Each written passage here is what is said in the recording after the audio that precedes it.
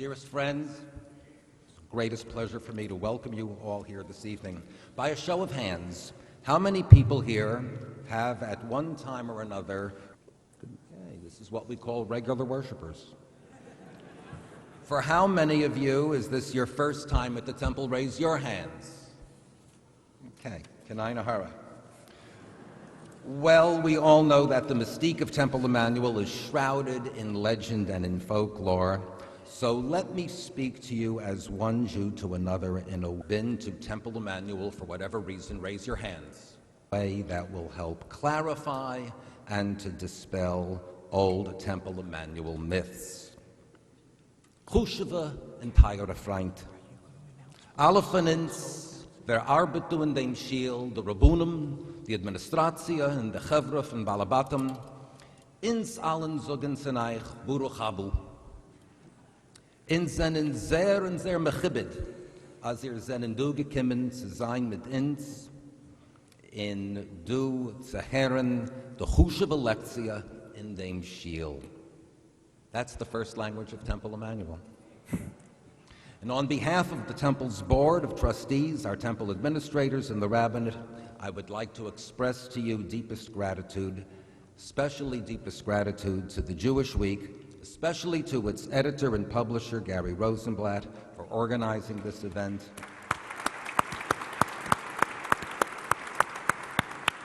And to the Bert Cohn Family Foundation for making it possible. I would like to welcome to the Bima our three guests, each of whom is a committed believer in one way or another. All three of them certainly agree upon the place and the importance of the written word. And all of us can agree that Christopher Hitchens and Rabbi David Wolpe are both brilliant and prolific authors. We also stand firm in our conviction that Gary Rosenblatt is a wonderful editorialist and publisher. And assent to those observations may probably be the only agreement upon which we shall arrive this evening. So without any further beating around the ritual bush, I would like to welcome to the podium the president of the Jewish Week, Peter Wang.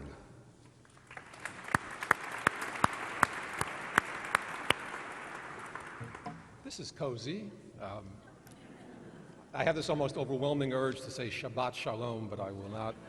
On behalf of the Jewish Week, I do want to welcome all of you, our words of welcome to what promises to be an exciting and thought-provoking and entertaining debate. And I want to particularly thank Rabbi Posner, Executive Director Mark Weistuck, and the entire Temple Emanu-El family for hosting us this evening. I know there was some concern that having this event at a synagogue might give Rabbi Wolpe home court advantage, but we've promised that the Hitchens camp that we will not crank up the organ tonight. Events like this don't happen without a lot of work and a lot of help, and I'd especially like to thank the Bert Cohn Family Foundation for its generous support of this program, as well as our own Jewish Week Foundation for its support in making this possible. And thanks as well to the staff of the Jewish Week, some of whom you'll meet. I'll be going down the aisles during the course of the evening with questionnaires and question cards for you. And in particular, I want to thank Miriam Reinhardt, our program coordinator, for her terrific work in setting this up. Miriam, thank you.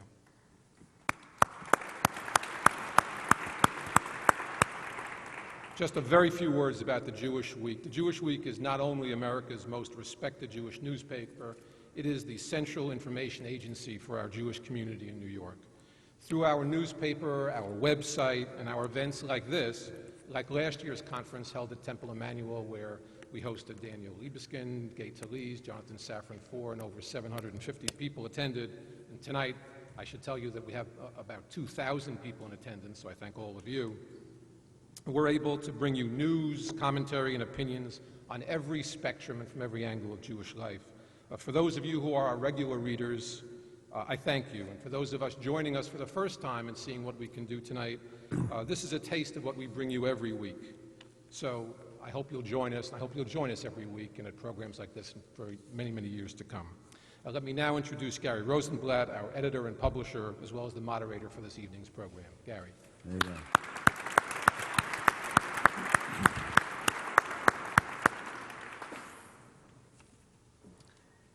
Thanks very much, and it's a pleasure to welcome everyone here this evening for our Jewish Week Forum on Is Religion Good for the World? And I want to renew my thanks for all of those who have been thanked already, but deeply appreciated for all the work that went into making this possible. So take a moment and just look around this beautiful sanctuary and at this turnout. I hesitate to use the word miraculous, but consider that it's a cold, windy, midweek evening, and it is pretty remarkable. We've held many Jewish Week forums over the last dozen or so years because we feel that our role is not only to cover the Jewish community, but to be part of it as well. And in a sense, this forum is a bit of what we try to do each week, dealing with important and provocative topics in a way that is inclusive as possible, offering up sharp differences at times, but in as respectful a way as possible. So I'm looking around and wondering why this one has been by far the largest turnout. I'm just curious, how many of you have been to previous Jewish Week events? Right. And how many knew about this from the paper? Oh, that's very heartening. So welcome to you all. And I had a couple of theories about why this turnout. One could be that New Yorkers, whether they are Met or Yankee fans, are in denial that the World Series is going on without them. So they just don't want to be home watching TV tonight and dealing with reality. It could be that so many of us are conditioned to attending the recent high holiday services during the middle of the week that you just naturally felt yourself gravitating here. Or it could be that you saw the word debate in the Jewish Week ads for tonight's program, and you're so used to watching presidential and vice presidential debates over these last weeks and months that you just decided you had to be here. The difference is that at this debate, I suspect that neither speaker will be dropping his G's when speaking. Or speaking. But the real reason I suspect for this large turnout is the quality and the reputation of the speakers here. So let me introduce them briefly and explain the format for tonight's program. Obviously, we could read very long bios, and they're both worthy of them, but we'll keep it kind of brief. Christopher Hitchens is the author of the best-selling book, God is Not Great: How Religion Poisons Everything. A prolific writer and polemicist, he argues that religion is a toxic force that makes the world a more dangerous place. He contributes regularly to Vanity Fair, Slate, and the Atlantic Monthly. And his brilliant and passionate advocacy for the causes he believes in, make his writing so compelling. And I have to share with you my favorite blurb in praise of his writing of this book was from Esquire, which wrote, "Thank God for Christopher Hitchens." Rabbi David Wolpe is the author of the new book, Why Faith Matters, named the #1 rabbi in America by Newsweek magazine. He's the senior rabbi at Sinai Temple in Los Angeles and argues powerfully for the place of God, faith, and religion in modern life. He writes for many publications, including BeliefNet.com, the Jerusalem Post, the LA Times, and we're proud to say the Jewish Week, where his weekly musings column is as incisive as it is brief. Not an easy thing to do as a writer, trust me. So welcome to you both. Now, as far as the format, yes.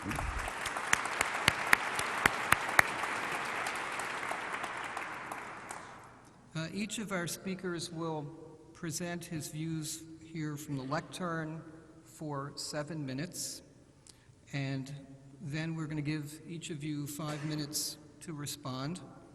And then, more informally, I plan to ask you some questions, and we'll get into hopefully a more free-flowing kind of conversation. We also want to hear from you in the audience, so we've set aside time for questions from you in written form. We've distributed index cards for you to write your questions down, and we have several staffers and others helping us, so you'll see them going through the aisles, collecting cards, and they'll bring them up to me. So I urge you to keep your questions brief. That's why we provided you with index cards, and legible, as penmanship counts. And at the end of the program, we will have Rabbi Wolpe and Mr. Hitchens each give us a 3-minute summation for their final remarks. So for those of you keeping track of time, we will conclude before 9:15. And at that point, following the program, everyone is invited to join us for a reception downstairs in Wise Hall. And copies of the author's books will be on sale there, and they've graciously agreed to sign them for you. We also have copies of the Jewish Week and some of our other publications, so we hope you'll join us after the program. My final request is to please turn off your cell phones.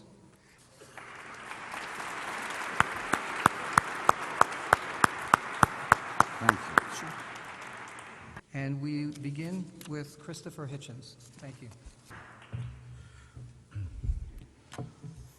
Shalom. I thought I had been to the largest Jewish temple in the world, the shul in Budapest, where Theodor Herzl once used to attend, but I'm told that, and I now believe it, that this one outranks it.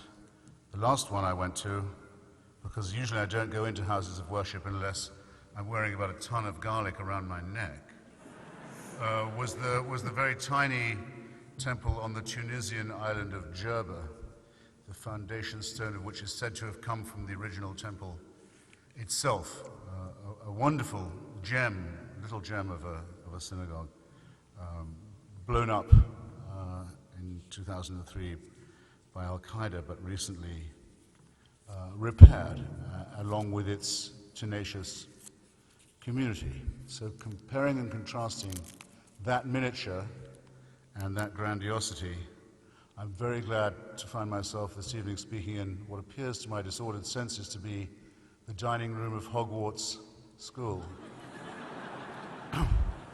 Though I dare say I couldn't have picked a less apt name for a Jewish house of worship. I also have a question, but just before we start, I'd like everyone to put up their hands. Who knows why the World Series is called the World Series? One. And she could be wrong. Feverishly, for years, I asked, when I arrived here as an immigrant from England, why do they call it the World Series? No one else in the world plays this game except Canada, the Dominican Republic, Cuba, and I think Japan. How dare they call it the World Series? No one could tell me why it's called the World Series. And no one here can either. This thing, why not? It's our game. Naturally, it's the World Series. And we're the world champions at it. The New York World, ladies and gentlemen, used to sponsor this series, a now defunct newspaper. That's why it's called the World Series. It could have been called the Post Series. It could have been called the Newsday Series. Just a warning against hubris before we start, and against man-made reification and myth of the sort that can turn into something rather dangerous, morally and intellectually, which brings me to my theme. When I was looking for a subtitle for my book, God Is Not Great, I thought, let's not be sensational, let's not be catch penny, let's not be cheap, but let's try and get people's attention. I thought God Is Not Great might do that already. I called it How Religion and Why Religion Poisons Everything. I knew what would happen. People would say, what, everything? What, you mean chess? You mean tantric sex? You mean tourism? It poisons everything? Well, in a way, as I've gone on with this debate, and as I persist in it tonight, and as I will tomorrow, I would be more and more willing, ever more willing to defend myself in saying that it's a universal toxin from which nothing is exempt. First, I believe and I maintain that it attacks us in our very deepest integrity, in the core of our self-respect. Religion says that we would not know right from wrong. We would not know an evil, wicked act from a decent human act without divine permission or without divine authority, or without, even worse, either the fear of divine punishment or the hope of a divine reward. It strips us of the right to make our own determination, as all humans always have, about what is and what is not a right and good action. To give a trivial example that I hope none of you will find really actually trivial.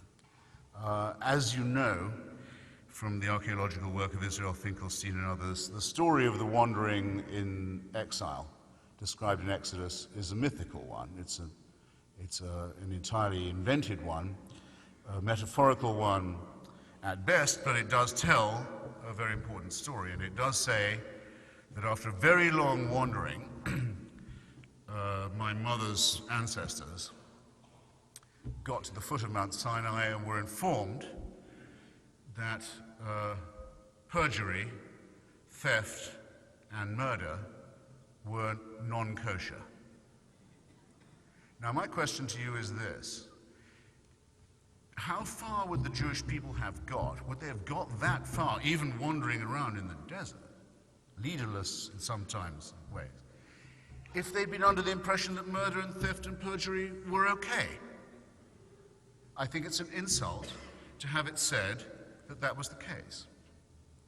I think, in other words, that all one needs to know about is human solidarity and the need for it, and human evolution from the savannah and from the places in Africa where we very nearly died out and were very nearly exterminated before the escape, that we wouldn't have made it this far if we didn't have this knowledge in us as innate. There is no need for divine permission. And those who say that there is are willing to prostrate themselves before an altar, and they may say, well, at least it's a Jewish altar. Well, then how will they deny the Wahhabi Muslim the right to say the same thing? To prostrate himself in front of God, the Salafi Muslim, to prostrate himself in front of God and say, only from you can I receive anything. Only from you can I receive an idea. Only from you can I receive a principle. Will we say, well, that's fine. Louis Farrakhan's racist crackpot cult organization can get black people off drugs in prison, they say. So they get the same privilege. It all comes from on high. That's the first point. The second point is, in a sense, imbricated in and necessitated by what I've just said. In the vale of tears in which we live, of insecurity, anxiety, doubt, combat, and struggle, all these things, by the way, I think are good for us and help us to grow up. We shouldn't wish for a world where there was eternal peace and tranquility and banality. We should welcome the chance to take part in struggle and to be afflicted by anxiety. But in this world, there are problems that the human race has always faced and always will, and that philosophers have wrestled with and always will have to, and that aestheticians and artists have tortured themselves about.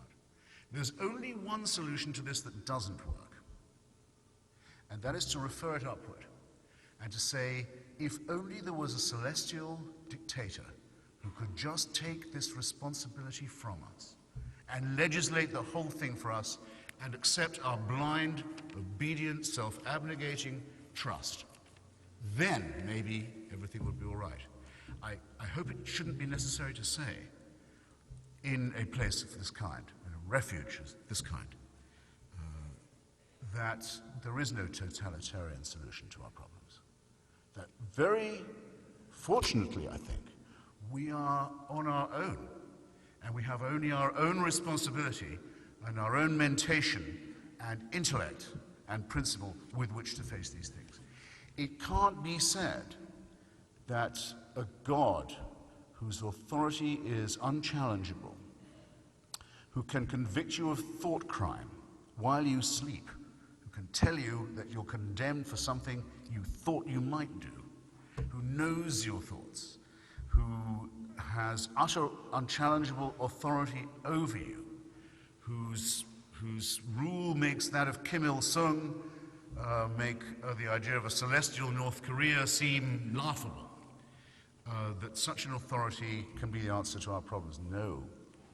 It's perhaps, you might think, sad, but I think good that we don't have that resource. We cannot prostrate ourselves before a dictator, an absolutist, and we can't hope to refer these things upward. Well, those are my two main points, and I don't know how far I've got, but I must be trespassing on the rabbi's time. But I think I ought to add that if this belief was moral, because there are those who say, well, it may not be true, there may not actually be a God, the holy books may not tell a true story, they may be metaphorical, all the evidence is that all holy books are man-made, as all religion is, and not God-made. Nonetheless, still, we have our morality from them, and at least religion coerces people into behaving better. They don't, as an English duchess once said, they don't fornicate in the street and frighten the horses. That's all she asked of the lower orders. I think, again, we're being asked to insult ourselves and to disrespect ourselves and to think of ourselves as servile, as slave-like, as abject and lacking in self-respect. We don't need permission to act morally. Religion takes morality from us. Human solidarity is the basis of morality. We would not have come this far. We couldn't have lived this long. We couldn't have evolved this much if we didn't know that we had to look out for one another, and that well before Rabbi Hillel enunciates the Golden Rule, that the same instruction is found in the Analects of Confucius. Do not do to others what would be repulsive if done to you by another. These are insights that we possess innately as of right. And the last time that right was called divine, and that the idea that rights could only be derived from the divine, it was the divine right of kings, which replaced the idea of a celestial, unalterable dictatorship in heaven and said that it was the permission for totalitarian rule also by other human beings here on earth. And if you ask yourselves, ladies and gentlemen, brothers, sisters, comrades, friends, what is the greatest threat? Not just to our moral but our physical survival. And what is the greatest insult to our intellectual integrity at present? I think at least a number of you would be inclined to agree with me that that threat is probably theocratic. That humans who claim divine authority, that humans who claim to tell us what to do, humans who say they'll kill themselves, they're so keen to kill us, who have a cult of suicide, a death wish, and believe they have divine permission for it, are by far the most menacing of our foes. And that they don't just threaten us physically, they threaten all the gains of civilization, all the gains of thought and reflection and art and aesthetics. So that those who claim that they have a hotline to the Almighty or to God have a lot of disproving to do before they can show that they are not part, that they don't take a share in the worst and most impermeable tyranny that one could well face. I'm incredibly grateful to you for inviting me and very grateful to you for listening this far. Thank you. Okay, should I just go?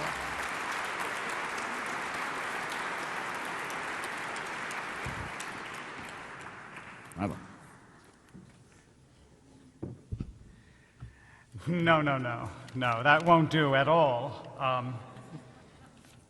First of all, before I say why that won't do, let me just tell you what a joy it is for a rabbi to speak to a different congregation than his own, because you haven't heard all my bits and stories and jokes, and many years ago, Harold Kushner, when he retired, told me that he used to think that the secret to the rabbinate was changing your sermons, but now he knows that it's just changing your audience.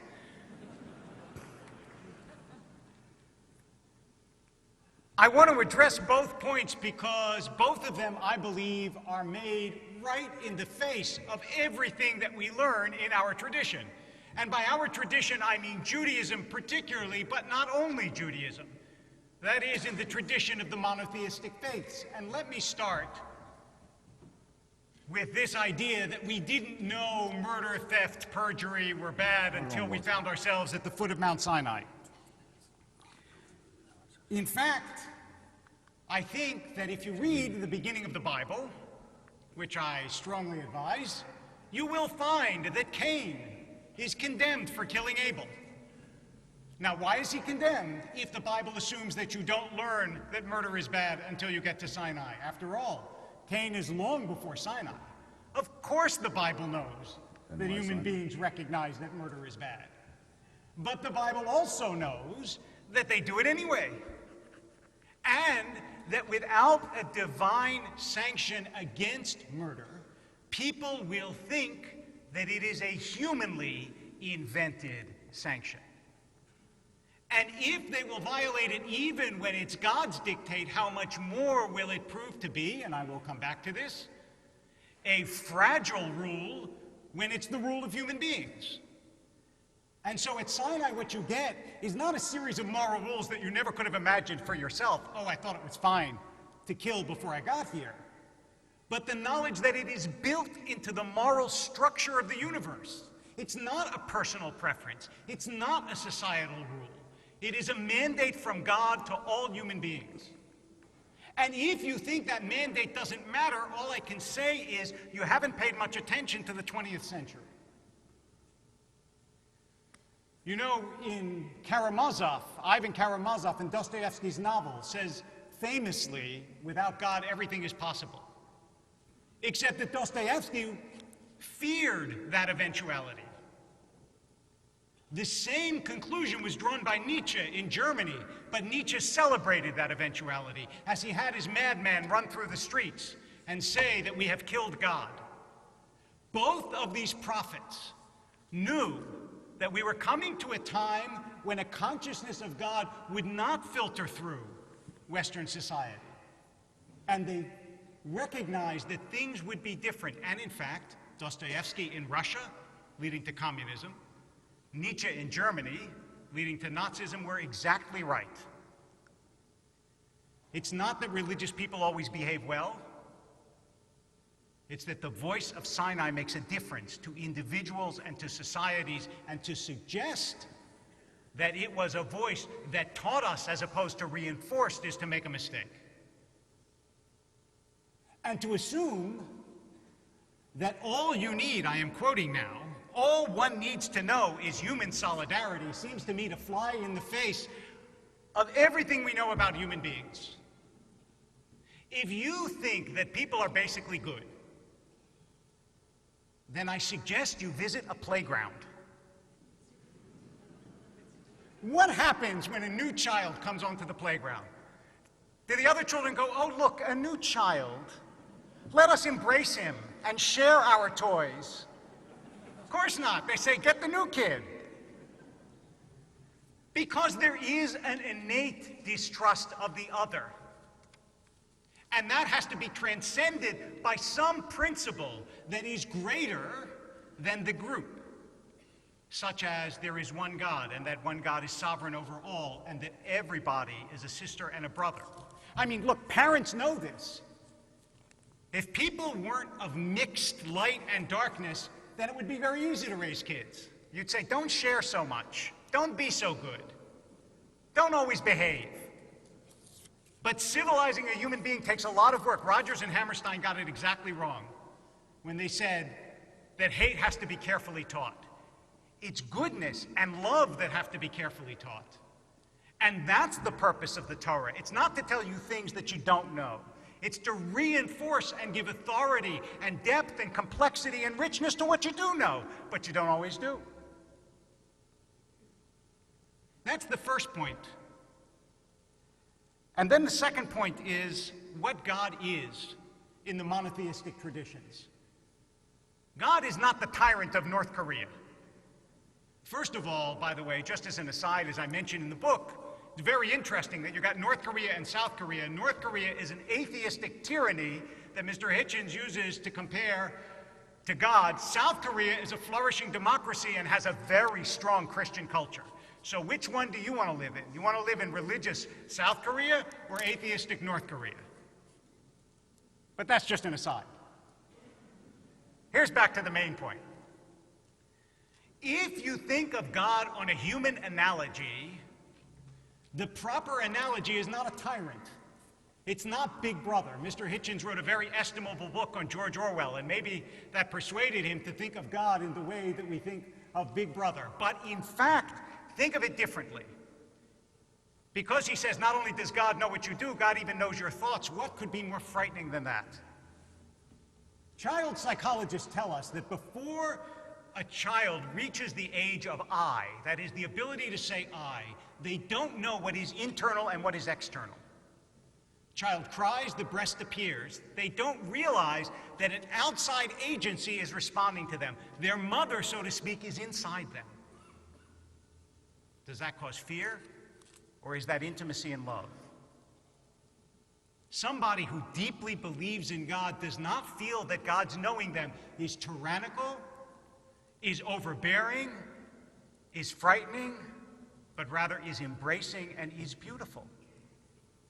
That's what it means to believe in the God of the traditions at their best. Are there contrary teachings? Absolutely. Religion is not univocal. It's been around for thousands of years, and lots of people have said many things, some of them foolish. Just ask Mr. Hitchens. He will give you a fairly startling catalog. But this is, in fact, the idea that human beings are all one, that there is a moral order to the universe, and that we are loved. And that's not a tyranny. That's the sovereignty of God. And that's why I want to close up by telling you that really this debate is based on a misperception. It has to do with what the religious person is. The religious person is not someone who totes up some arguments from column A and some arguments from column B. I taught for many years, and both in New York and in Los Angeles, theology, and I used to teach all the proofs, and I put that in quotation marks for God, the ontological proof, the teleological proof, the cosmological proof. I diagrammed them on the board, I explained them. I never had a student come up to me after class and go, now I believe. Because it is not an intellectual process by which we come to an understanding of God. Rather, it is something deeper. It's an orientation of the soul towards the universe. It's how you see the world. It's how you apprehend its beauty and its richness and its wonder and its love. And if you see it in a detached way, in a disenchanted way, and you say, what I need is proof the same way that I need proof in a test tube or a laboratory, Remind me. What have we got now? then you will not, in fact, discover what it is that the great traditions of the world mean when they say, Karov Adonai l'kol korav, l'kol asher yikra'uhu ve'emet. God is close to those who call upon God, to those who call upon God in truth. Thank you.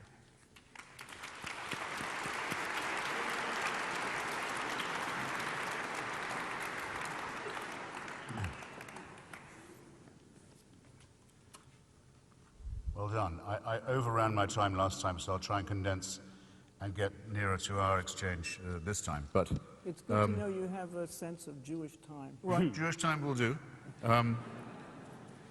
Thomas Jefferson, whose biographer I am in a small way, once said, meditating on slavery in his notes on the state of Virginia, he said, I tremble for my country when I reflect that God is just. Once you've heard that statement, I'm sure many of you have heard or read it before, once you have, as you'll know, you won't forget it again. You'll always remember that he said that. But when you think about it again, or even at all, you realize it's a nonsensical statement, almost an idiotic one. If there was a just God, what would there be to tremble about? If we were in the hands of a benign deity, a father who always looked out for us and wished for the best, where would be the rest of Jewish history? Where would be the rest of human history? There'd be nothing really to worry about. It would be like scraping your knee in the famous playground. How bad could it be? There's a just God.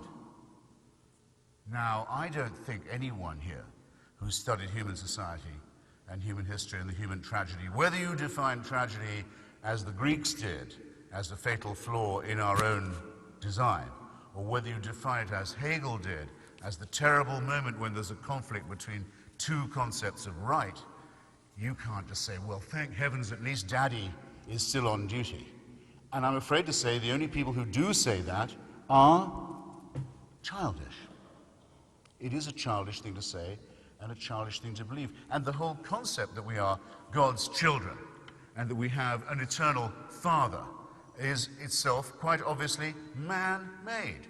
Did man make God in his own image or God make man in his own image? Ask yourselves and see what your reason and what the evidence of your study of history and society will tell you for that. Now, I'm relatively impartial as between different monotheisms.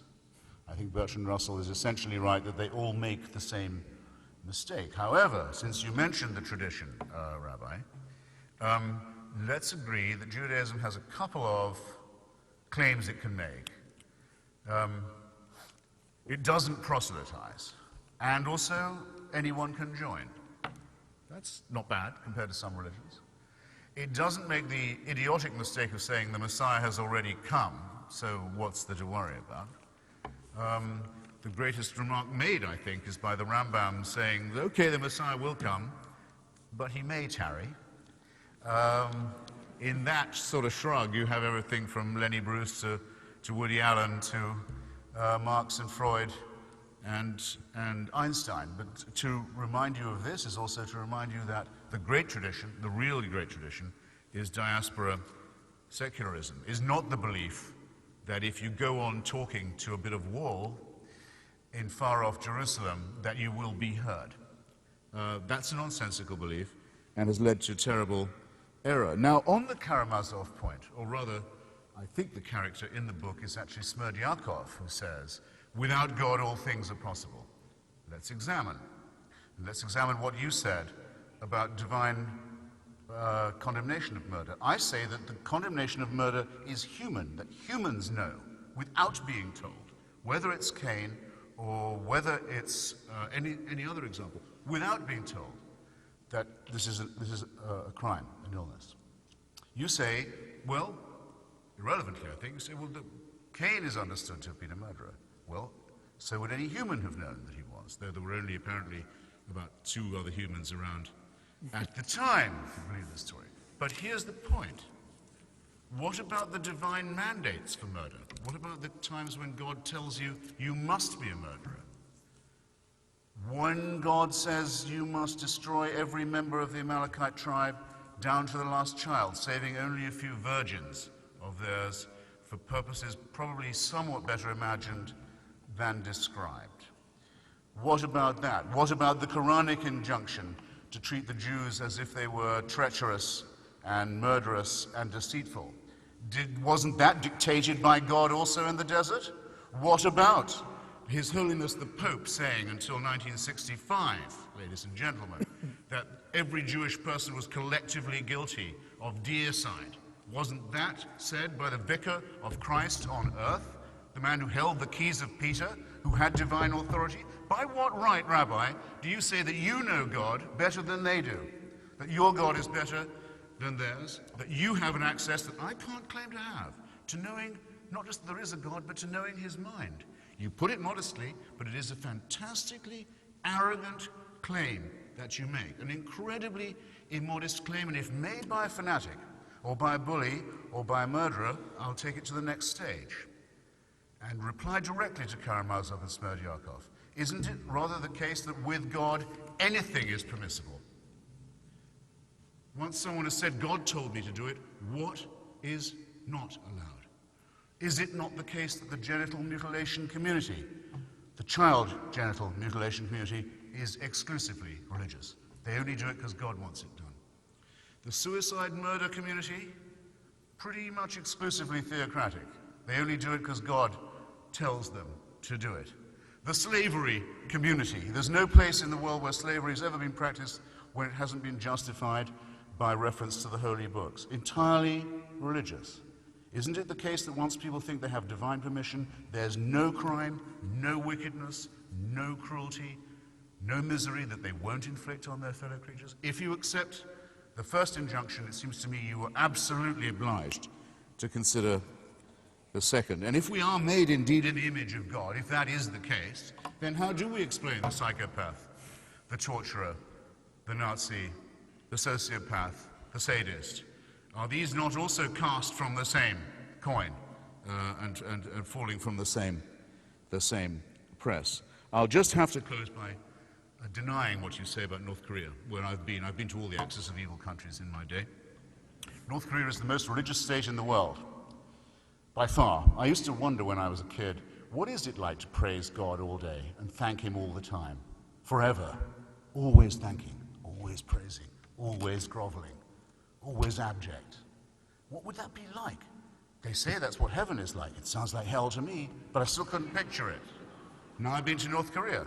Do you know why President Bush writes to Kim Jong-il and calls him Mr. Chairman, not Mr. President? Do you know why? Because he's only the chairman of the Communist Party and actually the head of the armed forces. He's not the president of the country. The president of the country is his father, who's been dead for 15 years. So North Korea is a necrocracy, or a thanatocracy, or a mausolocracy. I've tried all these in my time. And the son is the reincarnation of that father by official doctrine. And I'm sure I know, believe me, that I'm not speaking in a Christian church, but just to whisper, that's only one short of a trinity that they've got there. And it's worship all the day and all the time. But there is one difference. You can get out of it in North Korea. You can defect. You can die. You can damn well die and then you're rid of it. With monotheism and theocracy, you can't, because it will pursue you after you're dead. This is totalitarianism. By definition, it is the most frigid, rigid, unalterable dictatorship. There's no appeal from it. It knows your thoughts. It can convict you of thought crime.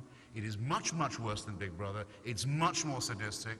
It's much more totalitarian, and there is so much reason to be grateful that there's absolutely no evidence that any rabbi or priest or mullah has ever produced that would make you believe there was a single word of truth in it. So at least we have that much to celebrate. Thank you. That was a brief rebuttal, huh? At least now we know what a brief rebuttal looks like. Okay. I asked for that. Listen. I asked for it. Yes.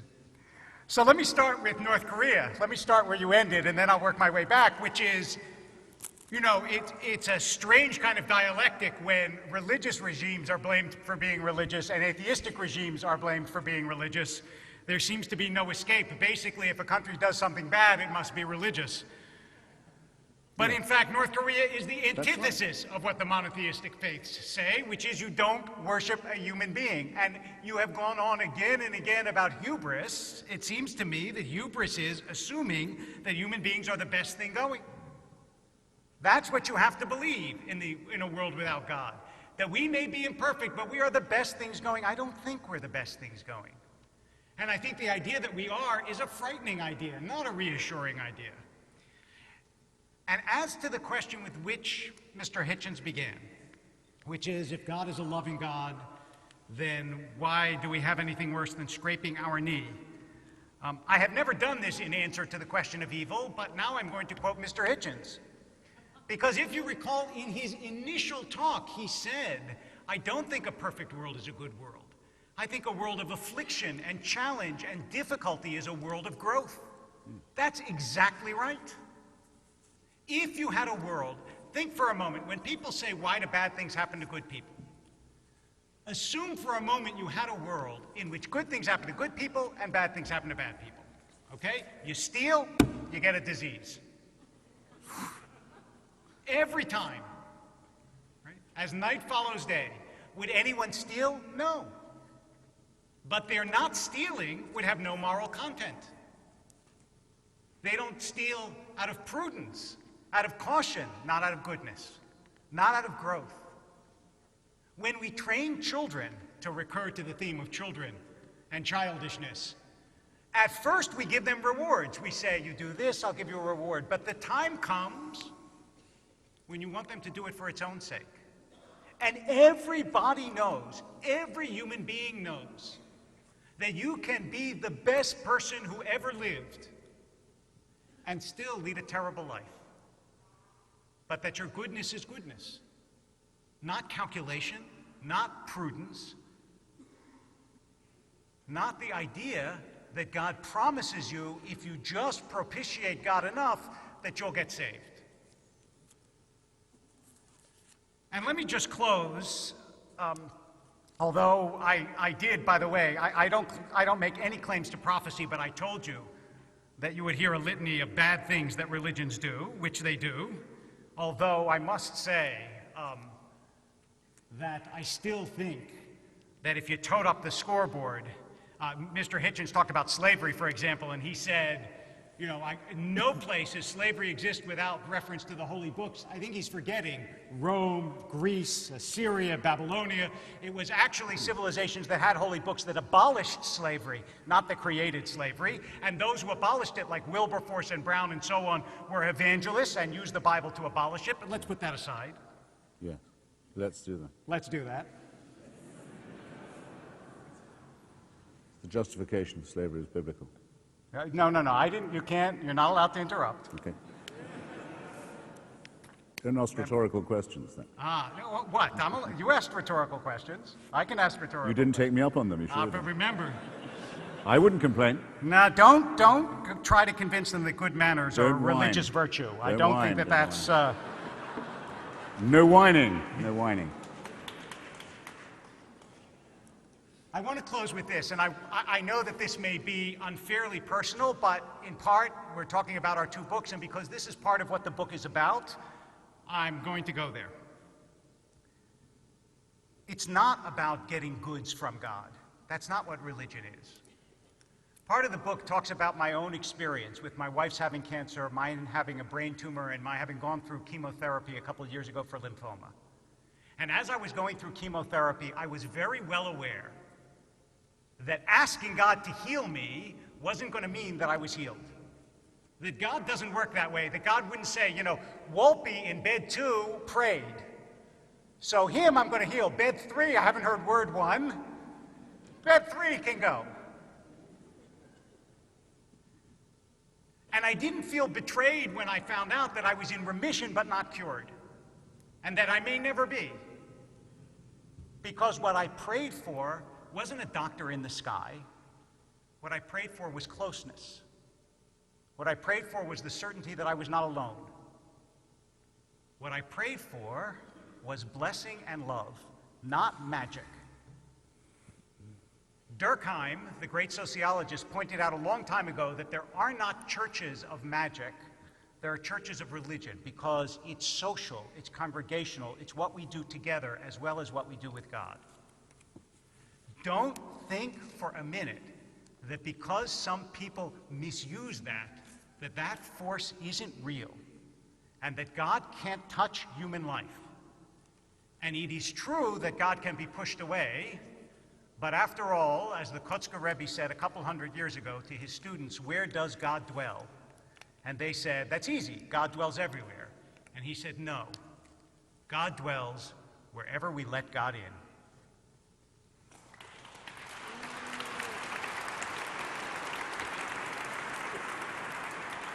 Rhetoric. Schmal. What do you want? Yeah.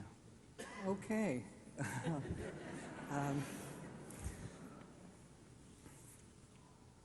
We are, I guess, resuming what you call the oldest argument in human history, Yes. right? And we're certainly there.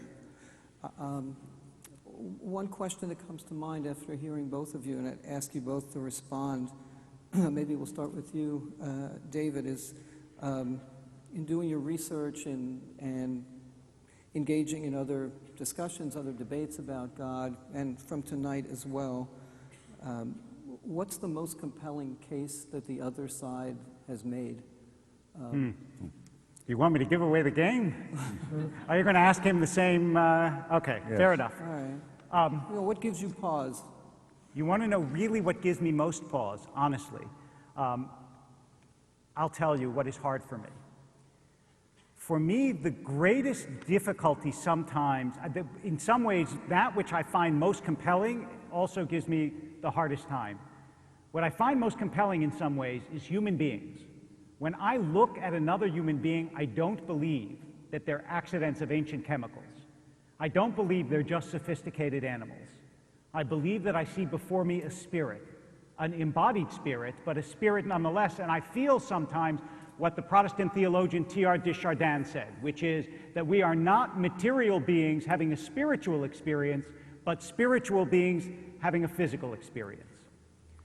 That's the good side. The hard part for me came, and I remember when I first realized it, was when my mother had an aneurysm. And because she had an aneurysm and her brain was flooded with blood when she was 52 years old, she became aphasic. That is, she can't speak. She has difficulty reading.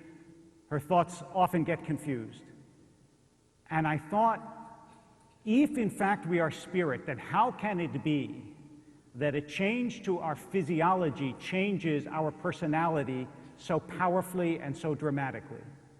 And I have answers that sometimes satisfy me, but for me, that is the most difficult challenge personally to religion. And the only thing that I will end with is to say that for me, challenges and questions are not necessarily antagonistic to a religious spirit. That it seems to me that challenges and questions can bring you deeper into faith, and that I'm comfortable being what Rabbi Nachman of Bratslav said about himself. He said, "I am a moon man. My faith waxes and wanes." So I pose the same question to you, Christopher, right? Yes, and just for a second to comment on what you said, if I have a great difficulty with most people I meet believing that they're even intelligent primates.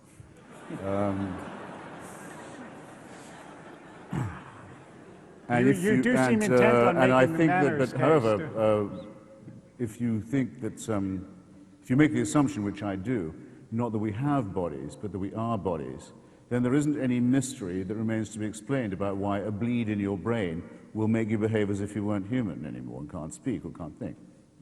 The explanation is quite ready to hand. And if you presume that we are here not because of a divine design, nor are we here under a divine supervision, but we are here because of the combination of random mutation and natural selection and evolution, again, there's no mystery. There's nothing ridiculous that you have to impose on yourself. There's no violation of Occam's rule of don't introduce absurd assumptions that's required. On the other hand, if you think, how long do you think we've been on the Earth as a species? Francis Collins of the Human Genome Project says 100,000 years. Richard Dawkins thinks it could be as long as 250,000. I'll take 100,000. For those years, 100,000, just score 100,000 years. Those years, the human species is born. Most of its children die in the process of being born. Life expectancy is perhaps 25, and pretty miserable. You'll die mainly of your teeth, and very unpleasantly. There'll be turf wars over women, animals, land, panic. When the sky darkens for an eclipse, there'll be madness and rage and fear. When there's a tsunami, no one will know. There's no germ theory of disease. Unbelievable horror. But it goes on, and millimetrically things improve. And for the first 96,000 years of this, the heavens watch indifferently. And then about the largest monotheistic claim is 6,000 to 4,000 years ago. They say, actually, it's time to intervene. Maybe in some really illiterate part of the Middle East. If you can believe that, you can believe absolutely anything. But you would have then to believe that this supervising deity was either very cruel and very capricious, and or, because it's not exclusive, very incompetent. And this to you is the best argument for faith? Yes. So, now, as to why I've ever questioned my own atheism, all of my colleagues agree, we've all discussed this a lot of times, The most intriguing argument against our position is what's called the fine-tuning argument. That if a few details of science and physics and biology and chemistry were a little different, only fractionally different, there would be nothing instead of something. It's true. I mean, it's a very intriguing thought. The fact that there is nothing, that there's something, not nothing, doesn't prove a designer, certainly doesn't prove a deity, it certainly doesn't prove a deity who cares about you or intervenes in your life or who supervises you waking and sleeping, but nonetheless, it's a thought that has to be confronted. I'll just close by saying what I've contributed, I think myself, to this argument, which is the following. As we now know, because of Edwin Hubble and many others, the universe is expanding very, very fast, has been ever since the original Big Bang, and the rate of expansion, which not even Hubble quite predicted, Lawrence Krauss worked this out a few years ago, is not slowing down, as Newtonians might have thought, it's increasing. The rate of the expansion is increasing, the redshift light. So very, very soon there won't even be any evidence in the cosmos that there ever was a Big Bang. Things will be flown so far apart. And in the meantime, and you can see it in the night sky, the Andromeda Galaxy is headed directly towards ours, as it has been doing since long before we could think about such things. So very soon, what something we have will be replaced by a whole lot of nothing. So who designed that? What divine father arranged that for us? What caring person who watches over bedsides and gives people hope designed things that way? I ask you. There's only one way to grow up, and it is to stop believing that there is either a tyrannical or a benign parent who's looking out for you. In my opinion, that tyranny would be much worse if it was benign, but you have your choice. No, thank you for asking. I know I have a tendency to talk too much, don't I? Do you wish I'd talk less? Never mind. No, never mind. Look, I think it's very important to distinguish the numinous from the supernatural or the superstitious. The numinous, or you might want to say the transcendent. For example, I'll make it quick. I wrote a book about the Parthenon, a building I can't tire of. There are so many ways of looking at it, from the outside, from the inside, its measurements, its symmetries, the stories told by its mutilated sculpture, the interiority and the exteriority of it, its positioning in the ancient world. Really, a good person interested in aesthetics could give a life to the study of the thing. But I have no conviction at all about the cult of Pallas Athena, which inspired its being built. I don't think the cult of Pallas Athena was a valid religion. I don't think it. I think it was a man-made cult. I have no belief that the Eleusinian mysteries held any real mystery. I think it was a piece of priestcraft. I'm sorry to say that it looks very likely as if two of the stories on the frieze actually are about a human sacrifice to propitiate a bad god. And I think Athenian imperialism in respect of not just Sparta, but the Delian and Melian islands was a terrible tyranny. Nonetheless, could not be without that temple. So one of the great cultural and aesthetic tasks, I think, is separating the numinous, the transcendent, the beautiful, and the aesthetic from the superstitious and from the supernatural, which is a dimension that doesn't exist and that we don't need and that can't help us. May I? Do you want to jump in? Sure, I'd love to. First of all, I think that here is really an area where we agree. I also don't hold with the cult of Pallas Athena.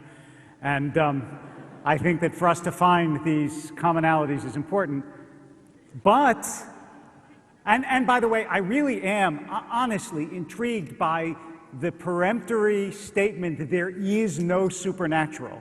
Because if we're talking about intellectual arrogance on the part of the believer, how can one say that as opposed to, it seems to me there's not a persuasive case for the supernatural. To say that there is no realm of the supernatural is taking an awful lot on oneself, I think. But that wasn't actually the point I wanted to make. Nothing like the other way around. Right, well, it was this. I believe that the reason you have a place like Pallas Athena is because human beings actually grope towards something real, though it finds many different kinds of expressions. And the reason that that's so, in part, is because we know that we live in a world in which the intangible matters. Not just intangible as we're experiencing right now, right? I'm saying words to you which are essentially intangible. You're hearing them. They're changing something about you. The physical world is changing because of the intangibility of thoughts, ideas, words, all of that.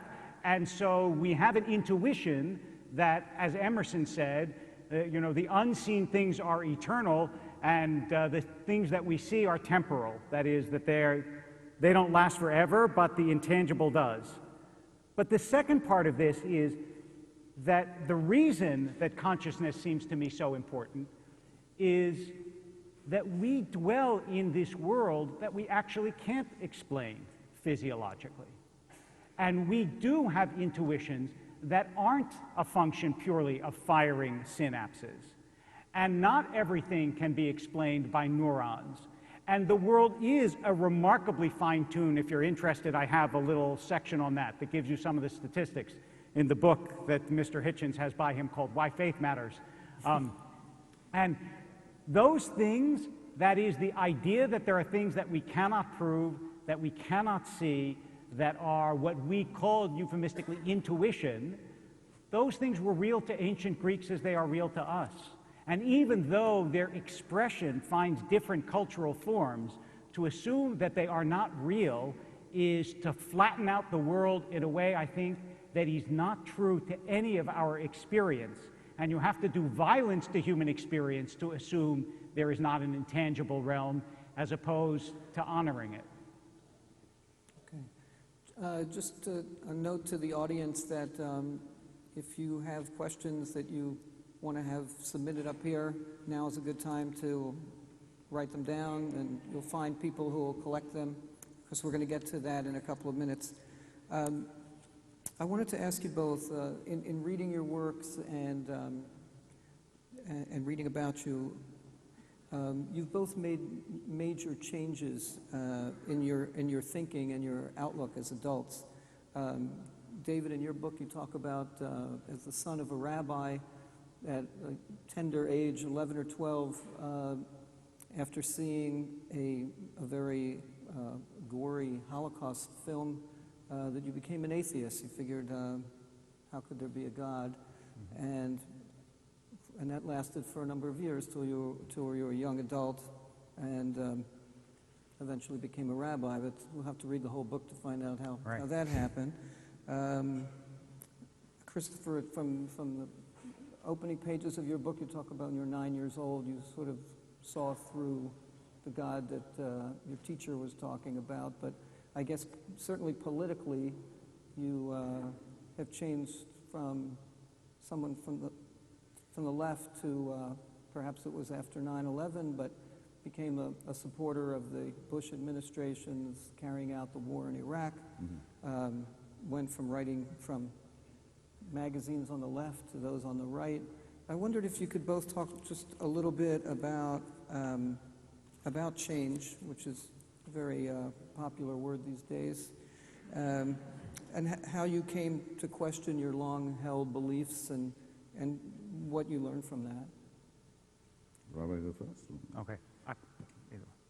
I think that for me, at least, it was a function of learning to distrust my certainty. When I was 17, I knew everything. I realized that was a defense. And as I came to know, I mean, this is part of the defensive illusion as opposed to a reality. Problem, and I talk about this in the book, and I must say Mr. Hitchens is only glancingly guilty of this tonight, but I think that it's a common rhetorical strategy of people who are, and the older I got, the more I argue the atheist case, they'll refer their own beliefs to reason and yours to psychology, right? In other words, I believe what I do because it makes sense. You believe what you do because you're childish, or because you had a bad mother, or because you had a bad father, or because you need a crutch. But my beliefs are beliefs of reason. And I very much thought that. I thought religious people were weak, and they were credulous, and they were uninformed, and I wasn't. But as I got older and I learned about the lives of people whom I admired, and started to reason, and yours to psychology, right? In other words, I believe what I do because I admire other people and their lives, and realize that the strongest among us are sometimes weak and the smartest are sometimes foolish. It allowed me the opportunity to re-explore what I had abandoned on the basis, in part, of a shock to the system when seeing that movie, and in part on the basis of an expectation that reason was a sufficient tool to that all the kindred things that I believe religion supports at its best, of compassion and decency and goodness and so on, they could all be subordinated if we would just be reasonable with one another. This is an illusion that I think is probably fairly common to 17-year-olds, but no grown-up should believe it. And I suppose what I'm saying is I grew up. My own early atheism was not the same as the rabbis in that it would never occur to me, if I did believe in God, that, or in a supervising and creating deity, that I could possibly ask him for an explanation. I mean, you either believe that there's someone who's ineffable, unknowable, omnipotent, omniscient, omnipresent, or you don't. You don't say, there's a God and I may as well complain to him. Why does he allow suffering? What a question. How would you know? You don't even know enough to ask the question. Otherwise, God is just a dialogue partner, man-made, as I would suggest, as I believe all gods to be. And I think your question gives away the fact that that is, in fact, the case. But the God who we're really supposed to think about doesn't owe us an explanation. It can't be asked for one. Why do bad things happen to good people? Why do good things happen to bad people? That's what worries me much more. And I see a great deal more of. So I just saw through the stupid claim that the apparent order and beauty of the universe, as my biology and scripture teacher tried to tell me, testified to an argument from design. I could see through that when I was 11, and I don't think anyone couldn't see through it by the time they were about 8. It's an argument not worth having. It's been so conclusively discredited by now that I can't believe I had it even at that age. As to the question, and by the way, I don't think any religion isn't ultimately based on an argument from design, on the idea that because there is some kind of order in the universe, someone must be ordering it. And I think the obvious fallacy of that is the beginning of one's critique. As to why I support the liberation of Iraq, still do support it, nothing could be simpler. All my Iraqi, Arab and Kurdish friends, almost all of them Marxists of one kind or another, had for a long time been hoping that the United States policy would change from one that supported Saddam Hussein to one that asked for his overthrow. And I thought that was a reasonable request. I joined a committee that urged for it. The president of Iraq is now a democratic socialist elected Kurd whose countrymen were being killed by poison gas en masse a few years ago, instead of a hysterical Jew-baiting, terrorist-supporting, weapons of mass destruction using Nazi. Everyone else I know thinks Iraq would have been much better off if it had been left the way it was. Well, fine. I don't mind being in a minority on that. I'm as proud as I could be that those Iraqis who outlived Saddam Hussein saw the destruction of his regime and his party, the emancipation of their country and their people, can count on me as a friend.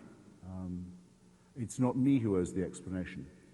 The people who owe the explanation are those who thought Iraq was fine when it was the private property of a psychopathic fascist crime family that had a windpipe hold on a major jugular point of the world economy, and thought that that would work out all right because he was in a sanctions box that was in the meantime killing the Iraqi people and their civil society. No, no, no, no. History will be very firm on this, and if it doesn't vindicate me, I don't care about that, it'll certainly vindicate the liberation of Iraq.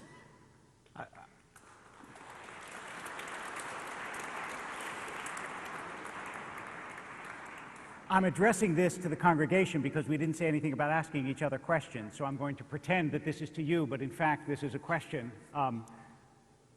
For Mr. Hitchens, you heard him say that the one thing that gives him pause is the fine-tuning of the universe. the remarkable fine-tuning of the universe, that somehow this world exists even though the odds are astronomically small that such a world would exist. And then he said, an 8-year-old can see through the argument for design. The argument for design is that this world is in fact designed so that it exists, even though it seems very improbable that you should get such a beautiful and wonderful world. So I wonder, out into the world, how one would reconcile such a contradiction. Well, the answer is actually partly supplied in your own book, sir, where you you use the phrase very suggestively more than once of our creation, our little blue globe, alone as it is in the cosmos as far as we know, being on a knife edge. This being a knife edge difference. Yes. That's exactly, by an odd coincidence, the expression I employ in my own book. Why do I do so? I can't say why you do, but I'll say why I do. Hugh Montefiore, Jewish convert to Christianity, later Bishop of Southwark and later Bishop of Birmingham, in his book Credible Christianity says, the conditions for life on our planet are so knife-edge, so finely tuned that you can hardly believe that. Okay, yes, look how knife-edged they are. Just look at our own tiny little suburb of the cosmos, just our solar system. The other planets are all either too hot or too cold to even make it thinkable that they could support life. And very large parts of our own planet are much too hot or too cold to support any life. And we well know, we have good reason to know more lately, that that knife edge of climatic crisis could tip either way very easily. So just out of one solar system, there's only one planet that isn't a complete screw-up, and it's on a knife edge. Some design. I repeat, this designer is either cruel and capricious, or incompetent and bungling, or both, because the two things are not exclusive. And in the meantime, the heat death and meltdown of the sun that will cause our oceans to boil before the planet turns into a crisp is already inscribed in all the laws of physics that we know, and the Andromeda Galaxy is coming our way, as I told you, and the Hubble red light shift means that there will be so much nothingness that there'll be no way of remembering there was ever somethingness. What design is this? Yes, knife edge is the right word. And that's your deity. That's your omnipotent. That's your omniscient. That's your loving. That's your caring. That's your efficient. That's your designing authority. I ask you, ladies and gentlemen, I really do ask you, are you going to repose your faith in something as crackpot as that? Well, this is a good moment to find out what the audience is asking. Thank you. By design.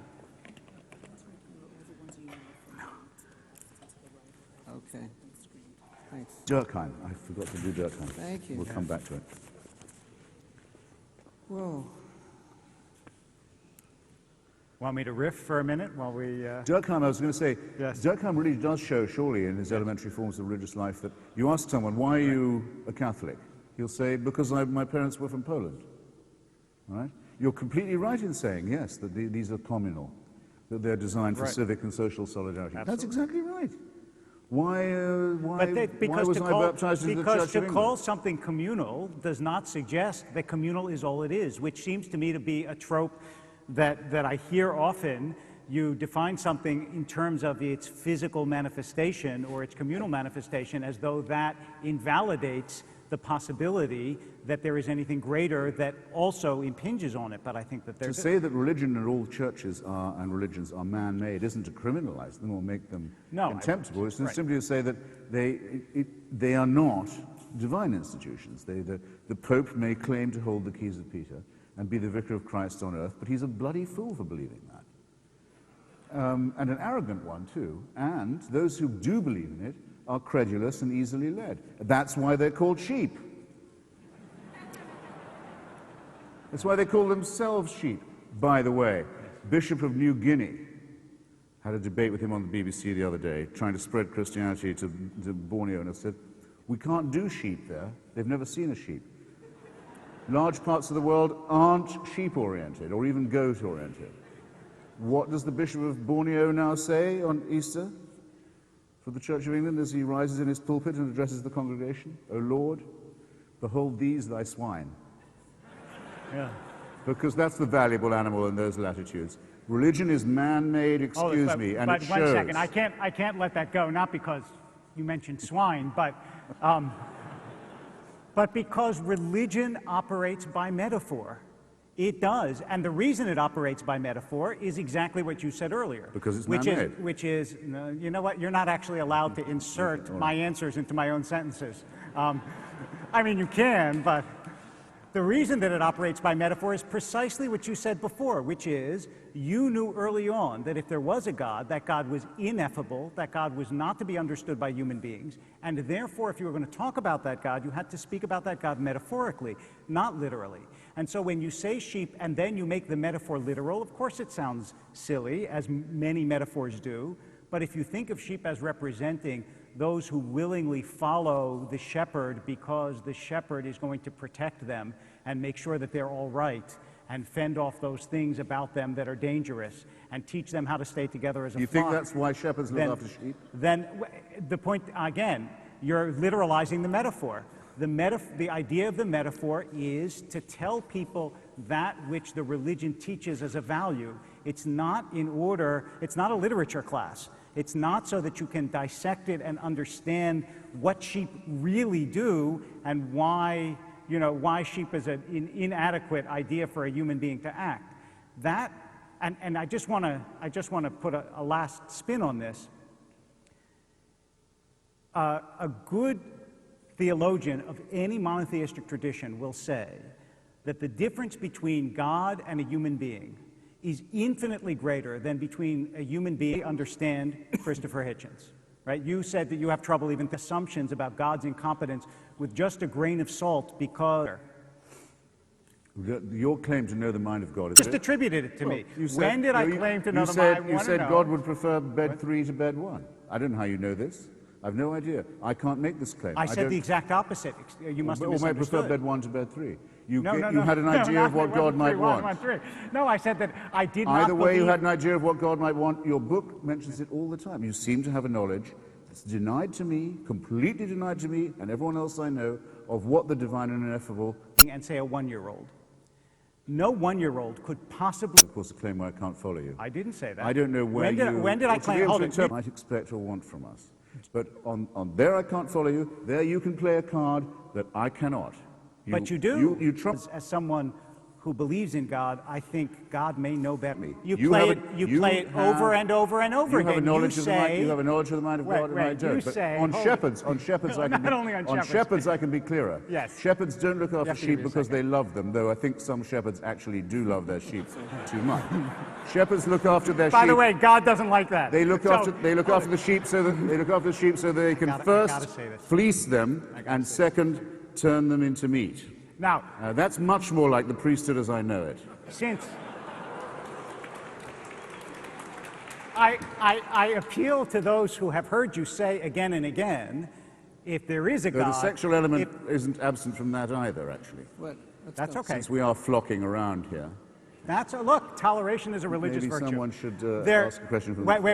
No. That's not fair. You can't get away by saying you don't presume to know... You don't presume to know the mind of God when you say again and again, if there is a God and he wants this, I don't like it. If there is a God and he wants that, that's not a God I would believe in. That kind of God doesn't make sense. That God would say, that, I mean, you use the same trope, the same idea, but from the other side. Not at all. Mine is conditional. Mine is an if. If you say this is designed, some designer. If you say it's compassionately designed, some compassion. It's always if, it's conditional. I don't concede there's any such thing. Okay. You say, God would like this of us, we would hope this of him. Where you're getting it from, I don't know, but it's a claim where I cannot follow you. And I would like to ask you how it is that you do have an insight into what God wants. Well, I think we ought to denied to me. I think we ought to give the audience a chance. They've been very patient listening. They have some fascinating questions, the ones I can read.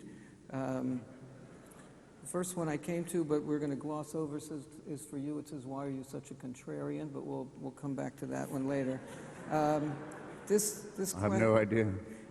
This one is for both of you. It says, "Scientific research has shown that there may be a, quote, religious gene, that religion is hardwired into our genes.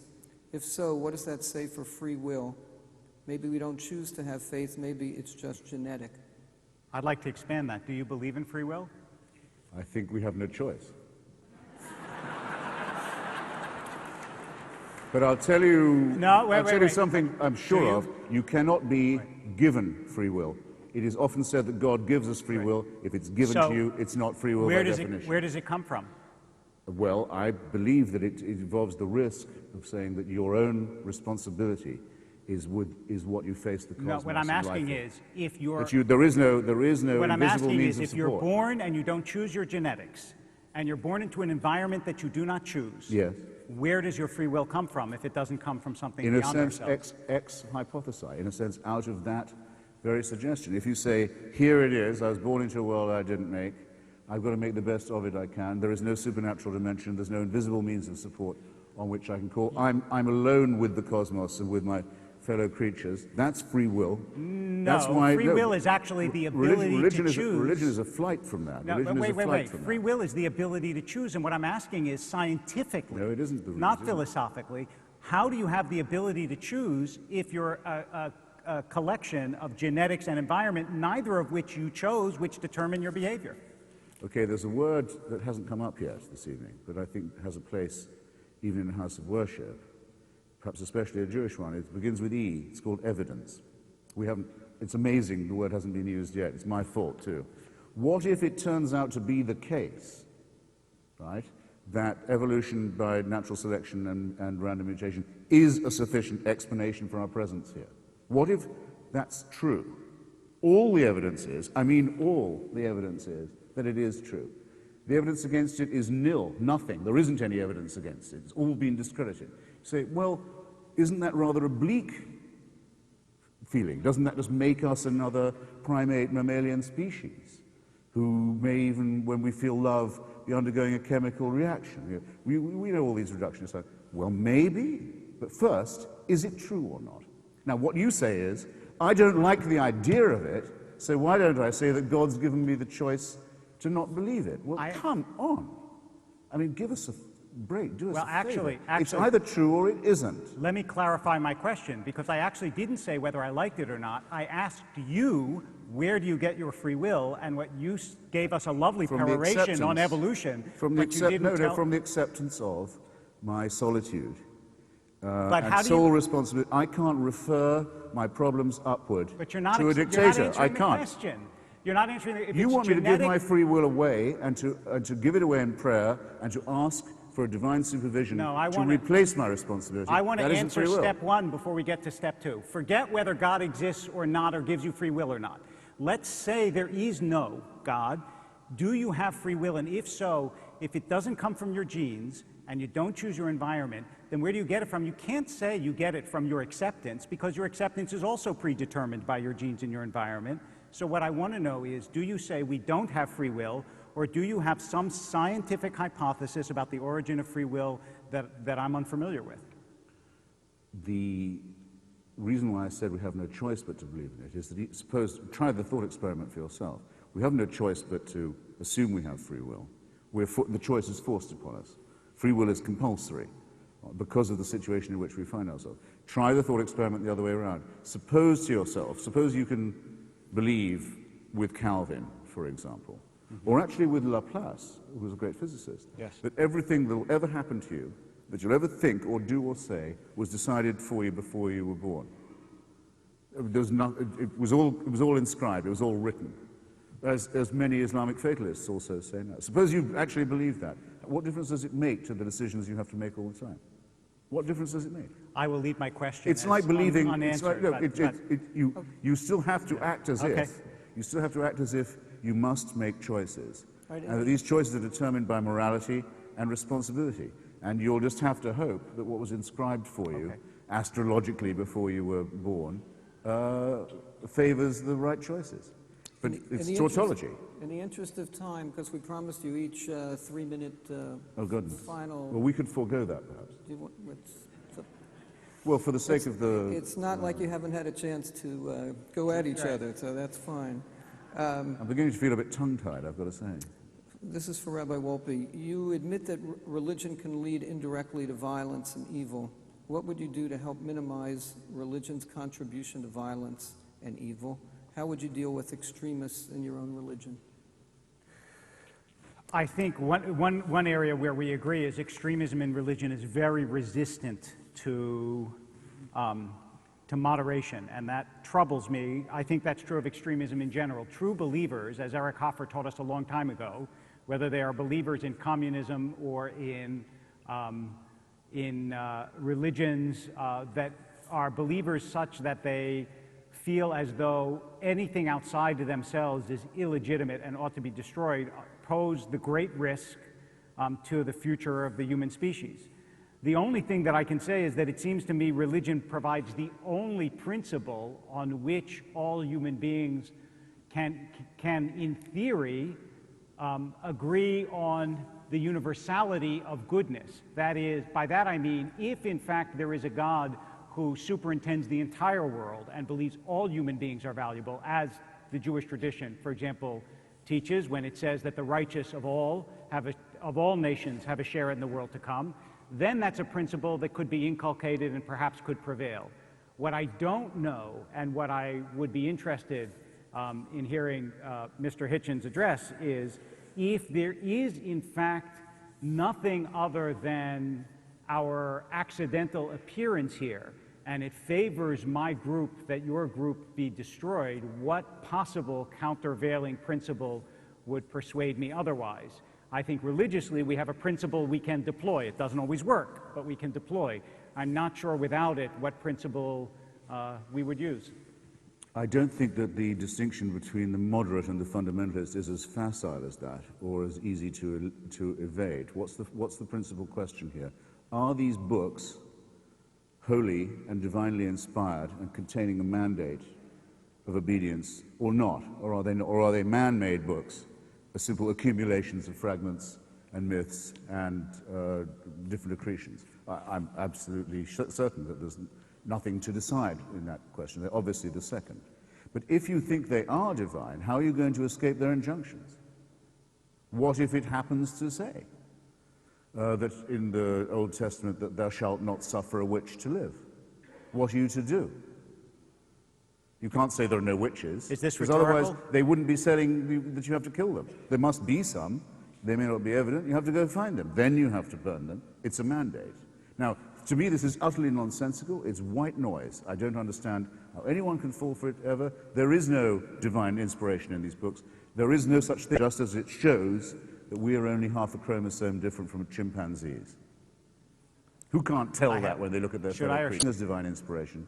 The books are man-made, and it shows. I shouldn't. Should I hold So, on? Let's move on. I want you to know I have a really good answer, but I if just this is don't the have Word time. of God, you can't take it a la carte. If this is the Word of God, you can't select from the menu in the cafeteria. I'm sorry, but that's not true, and no religion works that way. In fact, I'll give you a perfect example. It says explicitly in the Bible that a rebellious son should be stoned. The rabbis say a rebellious son never was and never will be. In fact, religions do precisely what you say religions can't do. That is, they interpret, understand, grow morally, get to know God better. They explore the Bible by the principles of the Bible. How convenient. And it's not convenient. It's actually called the progressive knowledge of what we understand to be the will of God. What about the mandate? What about the mandate for genital mutilation? Are you talking about circumcision that the World Health Organization recommends? No. Oh, because that's what they do. I'm talking about genital mutilation. Oh, well then, fortunately, the stripping, you know very well what I'm talking about. Don't pretend you don't. Not loosening the foreskin or slightly excising it. No. Right. The full periamestitza, the stripping. Yes.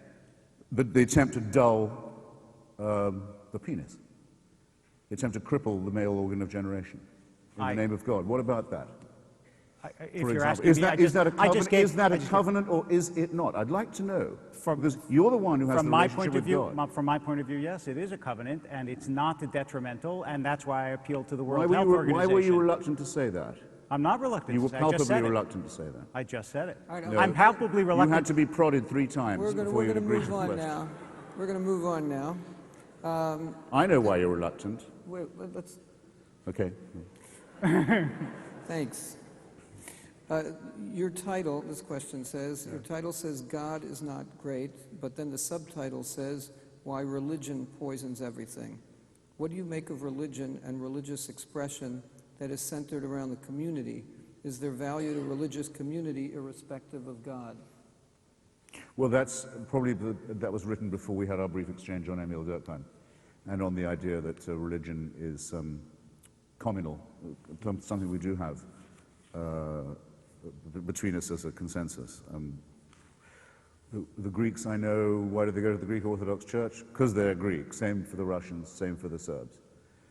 Same for most Polish and Irish people.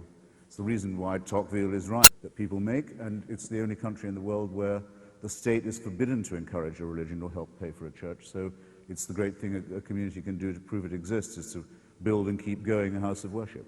Makes it entirely different. But it, excuse me, materializes my point, that it is a man-made phenomenon, that none of these churches are built because God wants them to be built. Now, do I have to, please don't make me say any of that again. Please, anyone who has that question, please don't make me say it again, because it'll make me sound boring. Religion is man-made, and it shows, okay? Even this beautiful place testifies to that. Okay, what we're going to do now, I'm going to ask you each if you can sum up in 3 minutes. Would you accept my proposal that we have, because we have Sure. both rather babbled, Absolutely. that we rather have some more questions? Oh, okay. Would that be fair? Yeah, that's fine. Okay, Sure. good. Okay. This one is first for you. Oh, good. With what beliefs would you raise children? What would you say to a four-year-old who asked you about God? Well, my daughter has to sit through a little Passover ceremony every year, whether she wants to or not. With a little Seder, doesn't go on for very long, but I make her answer some questions. I show her I explain to her how it's also related to the Greek symposium. How it's a Platonic idea. People lie around. It's supposed to be recumbent, drinking wine, asking questions, and bringing in the young. And the connection between Athens and Jerusalem is very important to me, as is the distinction between them that everyone's always noticed from Matthew Arnold to Leo Strauss. Everything is as between Athens and Jerusalem. I'm for Athens myself, but she has to know that there's a tradition that she and I and her mother come from. And I wouldn't have her not know that. But it would never occur to me to say that she had to attend a place of worship or had to believe that she was created or supervised, but I'll allow her to find all that out for herself. But there are bits of it that I think are a responsibility. In the meantime, she goes to a Quaker school and campaigns for Barack Obama. And all I Nothing can I can do about that either. And all I can say is, in my catalog of unrealized wishes for my life, I'd like to be able to say, oh, I'm having the Hitchens over for Passover. It's not hard to do. It's not hard to do. Do you want to address that as well in talking about? I think that would be. Okay. Go ahead. Do you know? I should say my other children are Greek, so it doesn't apply to them. Their mother is Greek, but in case you wondered. For you, Rabbi, Europe is far more secular than the U.S., but its crime rate is significantly lower than our own. How would you account for that? I think that it's interesting what has happened to Europe, and it will be interesting to watch the experiment in the coming years. I would say there are two factors in Europe that we'll see how they play out. One is, of course, that Europe has undergone a series of traumas that the United States knows nothing of. And the degree of violence that Europeans have seen firsthand over the 20th century may have some kind of erratic, it would be nice to think, effect on Europe. And the other is that European nations tend to be homogeneous, and America is very heterogeneous, which means we have lots of different groups together in the same place. Now that there is much more mobility around Europe, we'll see if that holds. I hope that it will. And the last point I would make is you get a surprisingly high number of Europeans who say they are religious, over 60, 65%, even though they don't attend a church, they don't attend a synagogue. So it seems to me this is the beginning of a social experiment, and it will be worth watching to see what happens. I don't think the assumption that Europe is more secular is necessarily correct, or that Americans are more religious. I find that many Americans, even those who identify with churches and synagogues and mosques, are much more riddled with doubt than they will admit. Whereas in Europe, say in my country of birth, people are forced to pay taxes to sustain a church where the Queen is the head of the church as well as the head of the state and the armed forces. And the moment she dies, her bat-eared, slobbering, chinless son, who is a fan of Islam and has no taste in women, will become at that moment the head of the Church of England. And I'll have to pay for it, or I would if I lived in England. That's what you get if you found a church on the family values of Henry VIII. This is not secularism. And the point that I make about Islam is not frivolous either. The Europeans have decided to import into the center of their society the same crisis that obtains in the ghetto areas, in the most remote and backward areas of the Muslim world, because that's where their immigrants have come from. And they've imported into the middle of their society the resources and the population of a future jihad, something that wants to take away everything they've got and change all their laws and alter all their customs. And it's on the future of that struggle that everything will depend. And I think that it's important, and I'm sure, I think virtually everybody here will agree that the only helpful formula in our time for religion, which is helpful both for religion and for the state, is for them to be separate. And to the extent that they become too mixed, is a danger for both, not only for the state but also for religion. I asked a Christian pastor earlier today this question, and if I may, out of curiosity, I'd like to ask you, if you could picture someone being born in Saudi Arabia now, today, this evening, tomorrow, would you rather that person was an atheist or a Muslim? It would depend. Really, what I would prefer is they would be an enlightened Muslim, because then they might have an opportunity of influencing the people around them, whereas if they were an atheist, they wouldn't. All right. It's a brave answer. Suicidal, but brave. All right, we have time for one more question, and I'll ask you both to respond. It's initially for you. It says, you have asked for a single historical example of a religious person who was engaged in an act of great moral goodness or valor that could not have been performed by a non-religious person. And it cites the example of Roe Klein, a soldier in the Israeli army during the recent war in Lebanon, who in a split-second decision and with a shout of Shema Yisrael, gave his life by deliberately jumping on a grenade to save the lives of his comrades. While non-religious people have in many cases given their lives for a moral cause, how many of them were able to make that choice in a matter of seconds? Okay, no, it's a good try, but it's, as you can see, hopeless. What if he'd shouted Allahu Akbar when he was doing that? Would it mean the same to you? Well, this is to save. Well, no, I'm saying, not first, second, destroy how can you tell that a non-believer wouldn't risk or give their own life to save their comrades? It's an insult to non-believers to say that we couldn't do that without divine permission. I don't say I would do it, but I don't say that anyone who could say Allahu Akbar would be more likely to do it either. And furthermore, I would very strongly distrust the motive, which I think would taint the fineness of the action. So my challenge still stands, in case people haven't heard it before. You have to name a moral action performed or a moral statement made by a believer that could not, I repeat, could not be performed by a non-believer. No one. I've tried it with the Archbishop of Canterbury, I've tried it with the Pope's confessor, I've tried it in print, on television or radio, hundreds of times in many audiences. There is no answer to it. Sure there is. And that wasn't one. That doesn't actually seem to me such a... word. Oh, No, I have the by the last way, I word? don't know Good, so I'll answer the what he question. was doing in Lebanon in the first place. What's he doing in Lebanon? He's an Israeli.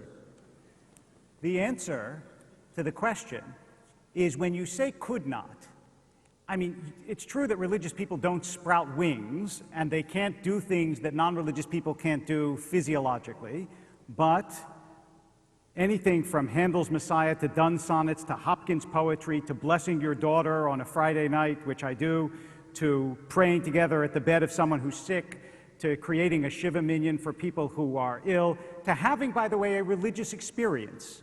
All those are things that non-religious people can't do that religious people can do. And The latter is true. And if the latter is true, then I've answered the question, and I'm happy to finish it with a flourish. I will quote, no, 1 second, here, hold it, the flourish is to come. I will end it by quoting an Islamic thinker, and it seems to me an appropriate comment to make to somebody who wrote the preface to Kingsley Amos's sprightly book on drinking.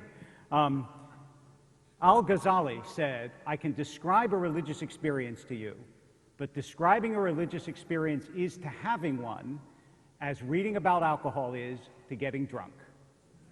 So I would say that you can have a religious experience if you're a religious person. It's powerful, it's pervasive, and if it's not too presumptuous, I hope one day you do. Thank you. I should really leave it at that, shouldn't I? But there's something about me. A religious experience, I'm sorry, is not a moral action or a statement. It just isn't. It doesn't meet the qualification. It just doesn't, does it? To say to have a religious experience is to perform a moral action or to utter a moral statement isn't the case. Second, you're wrong in saying that the religious people are physiologically the same. If you don't believe in miracles, I don't think you are a religious person. If you don't believe in the supernatural, I don't think you're a religious person. If you don't believe in divine intervention, you're not a religious person. Thomas Aquinas believed himself to be capable of levitating and frequently flew around the nave of Notre Dame de Paris. Well attested, it's said by all Catholics. Yeah. It's not the case that it's just a difference of opinion. It's all the difference in the world between whether or not you believe in reason, evolution, human solidarity as the source of such morality we have, or whether you think we are supervised creatures, disposable, dispensable, part of a plan of which we have no knowledge and of which we're not considered worthy to have knowledge. Well, that's all the difference in the world. That's right. Well, not surprisingly, while you've both educated us and entertained us, we haven't quite resolved the issue. I'm tempted to suggest that everybody can go downstairs for the reception and let these two gentlemen continue to fight it out and lock up. Till the last dog dies. And lock up. But what we're going to do is that you're all invited to the reception downstairs. Both gentlemen's books are for sale, and they both have agreed to stay and sign for you. So we invite you all to continue the discussion downstairs, and I want to thank everyone. Thanks for coming. And particularly Rabbi Wolpe and Christopher Hitchens. Great pleasure. My dear chap, very good. Thank you. Thank you.